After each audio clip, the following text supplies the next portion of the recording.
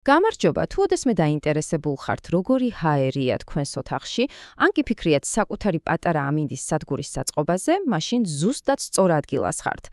დღეს ჩვენ ვისაუბრებთ DHT ერთ-ერთ სენსორზე. ამ პატარა, მაგრამ ძალიან მაგარ მოწყობილობაზე, რომელიც შეიძლება ელექტრონიკის სამყაროში თქვენი პირველი, ყველაზე საინტერესო ნაბიჯი გახდეს. მაშასე, დავიწყოთ. აბა დაფიქრდით. ოდესმე გიკითხავთ საკუთარი თავისთვის, როგორი მიკროკლიმატია ახლა თქვენ გარშემო. დაიცით, ეს კითხვები სულაც არა უბრალოდ ცნობის მოყვარეობა. ჩვენი კომფორტი, ჩვენი მცენარეების სიჯანსაღე და თვითონ ჩვენი ტექნიკის გამართული მუშაობაც კი, ხომ იცით, პირდაპირაა დამოკიდებული სწორ ტემპერატურასა და ტენიანობაზე. და აი, სცენაზე გამოდის ჩვენი დღევანდელი მთავარი გმირი, DHT-11. ეს არის ალბათ ერთ-ერთი ყველაზე მარტივი და ხელმისაწვდომი სენსორი, რომელიც სწორედ ამ კითხვებს სცემს პასუხს. დამწყებთათვის და ზოგადად ნებისმიერი ჰობი პროექტისთვის უბრალოდ იდეალურია. კარგი, მოდი პირდაპირ საქმეზე გადავიდეთ. მაინც რატომაა, რომ ამდენი ადამიანი, განსაკუთრებით დამწყებები, პირველ სენსორად სწორედ DHT-11-ს ირჩევენ. დამიჯერეთ, ამას ძალიან კარგი მიზეზები აქვს. მოკლედ, რა არის ეს DHT-11? ეს არის დაბლბიუჯეტიანი ციფრული სენსორი, რომელსაც ერთდროულად შეუძლია გაზომოს ტემპერატურაც და ტენიანობაც. ყველაზე მაგარი კი ისაა, რომ მთელ ამ ინფორმაციას მხოლოდ ერთი სადენით გადმოსცემს. ეს კი მის გამოყენებას, თქვათ Arduino-სთან ან Raspberry Pi-სთან ბავშვურ თამაშად აქცევს. ოღონდ ერთი რამ უნდა გვახსოვდეს, ეს სენსორი უფრო საბაზისო მონიტორინგისთვისაა, რაღაც სერიოზული სამეცნიერო კვლევებისთვის ნამდვილად არ გამოდგება. აბა გადავინაცვლოთ შემდეგ ნაწილზე. მოდი შევიხედოთ ამ პატარა ცისფერი ყუთის შიგნით და გავიგოთ, რა მაგია ხდება იქ. საინტერესოა, ხო? როგორ ზომავს ის ჰაერის პარამეტრებს. აი, ტემპერატურის ამბავი ასეა. DHT-11 იყენებს ერთ ძალიან საინტერესო რამეს, რასაც თერმისტორი ჰქვია. წარმოიდგინეთ, რომ ეს არის ერთგვარი ჯადოსნური რეზისტორი, რომლის წინაღობაც პირდაპირ ტემპერატურაზეა დამოკიდებული. ანუ რაც უფრო ცხელა, მით უფრო იცვლება მისი წინაღობა. სენსორი კი ჭკვიანია და სწორედ ამ ცვლილებას კითხულობს და გრადუსებად გვითარგმნის. კარგი, ტემპერატურა გავიგეთ. აბა ტენიანობა? აქ უკვე საქმეში ერთვება ტევადობითი სენსორი. მოდი ასე წარმოვიდგენოთ. ეს არის პაწაწინა ციფრული ღრუბელი, რომელიც ჰაერიდან ტენიანობას ისრუტავს. ხო და რაც უფრო მეტ ტენს შეისრუტავს, მით უფრო იცვლება მისი ელექტრული ტევადობა. სენსორიც ზუსტად ამ ცვლილებას აფიქსირებს და პროცენტებში გვაჩვენებს.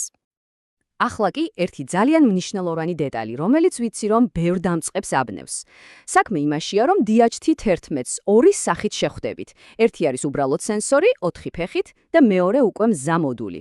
მოდი ერთხელ და სამუდემოდ გავარკვიოთ, რა განსხვავებაა და რომელი გჭირდებათ თქვენ. შეხედეთ, განსხვავება თვალსაჩინოა. აი მარცხნივ გვაქვს 4-პინიანი სენსორი. ეს ასე ვთქვათ, შიშველი კომპონენტია და იმისთვის რომ ამუშაოთ, დამატებით ერთი pull-up რეზისტორი დაგჭირდებათ. მარჯვნივ კი ხედავთ არის 3-პინიანი მოდული. ეს იგივე სენსორია, ოღონდ უკვე პატარა პლატაზეა დასმული და ის საჭირო რეზისტორიც ზედბია, ამიტომაც აქვს სულ 3 ფეხი. ასე რომ, დასკვნო მარტივია. თუ ახლა იწყებთ, თავი არა იტკიოთ და პირდაპირ მოდული აიღეთ. დამიჯერეთ ბევრ დროს და ნერვებს დაზოგავთ. და აი ნახეთ, რა სასაცილოდ მარტივი ამ მოდულის შეერთება. სულ რაღაც 3 სადენი. VCC-ს ვაერთებთ კვებაზე, 3.3-ს ან 5 ვოლტზე. GND მიდის დამიწებაზე ან მინუსზე.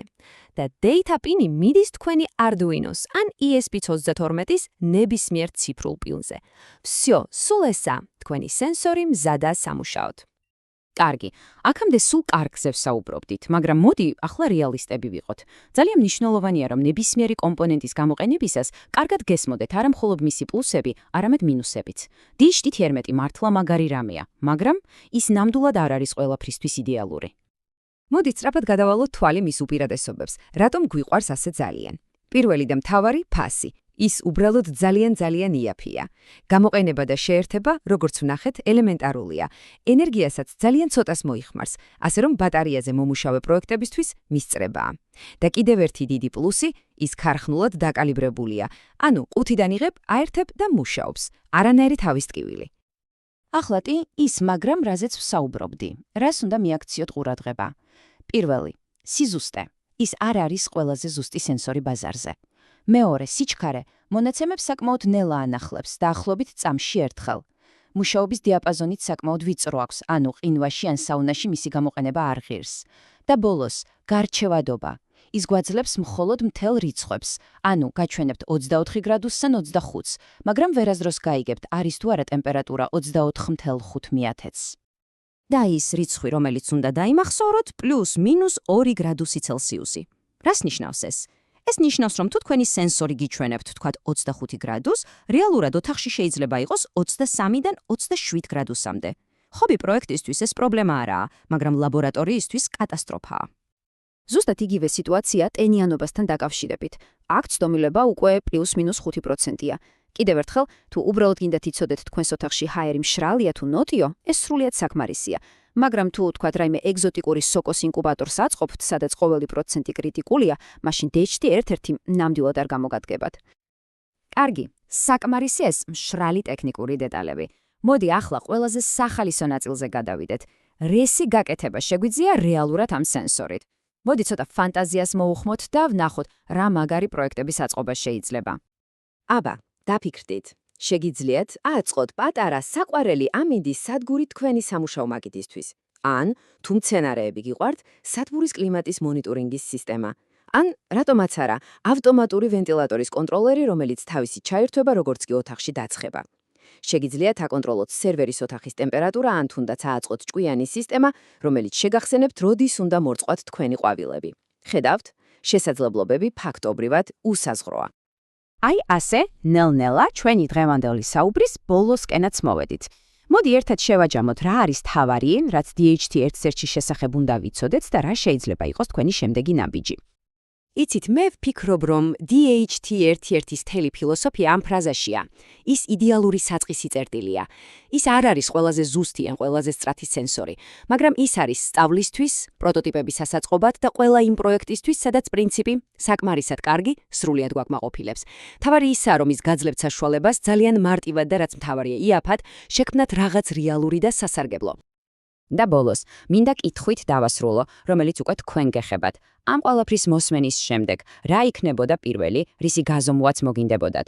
თქვენი ოთახის ჰაერი, თქვენი სამუშაო ადგილის ტემპერატურა, თუ იქნები მსაწყალი მცენარის მდგომარეობა, რომელსაც მორწყვას სულ გავიწყდებათ? პასუხი, რა თქმა უნდა, თქვენზეა. თამარია არ შეგაშინდეთ, გადადგათ პირველი ნაბიჯი და თავად შეხვიდეთ ელექტრონიკის ამ უსაზღვროდ საინტერესო სამყაროში.